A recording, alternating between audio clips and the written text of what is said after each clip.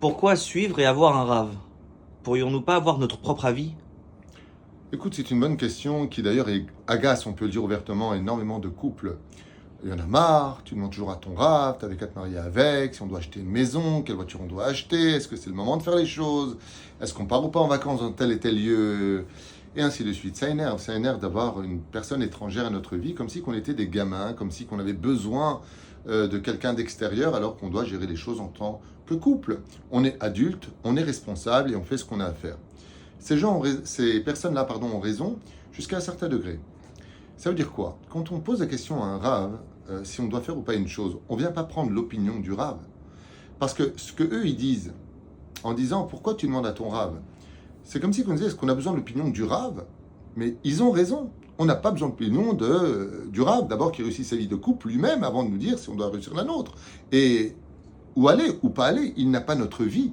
Car on ne peut pas juger une personne si on n'a pas les mêmes éléments que lui, la même vie que lui, les mêmes moyens ou pas que lui. Ce qui fait que c'est très compliqué. Mais en réalité, ce n'est pas l'opinion du Rav qu'on lui a demandé. C'est que le Rav connaît les opinions de la Torah. Et quand on dit je vais demander à un Rav, c'est pour se tenir au courant si ce que nous voulons faire, devons faire, est conforme ou pas aux lois juives. Est-ce que c'est le moment? Ça s'appelle Da'at Torah. J'ai besoin de savoir qu'est-ce que pense la Torah de ce que nous, on veut faire. Vous savez que la Gemara dans Sota Yudzaïn, Amoud Aleph nous dit Zug shezacha shrina shroye benehem. Un couple qui a du mérite, la shrina réside parmi eux. Ça veut dire quoi que la shrina réside parmi eux?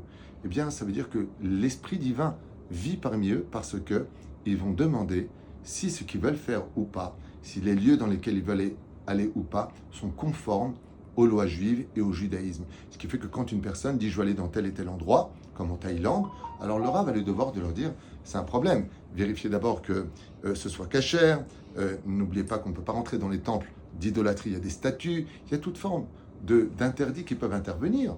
Dans quel hôtel vous allez, n'oubliez pas ceci et cela, et ainsi de suite.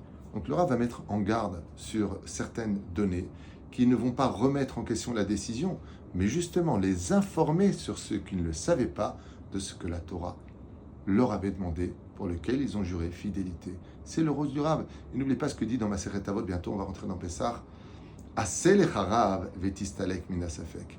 La force du Rav, c'est de retirer les doutes.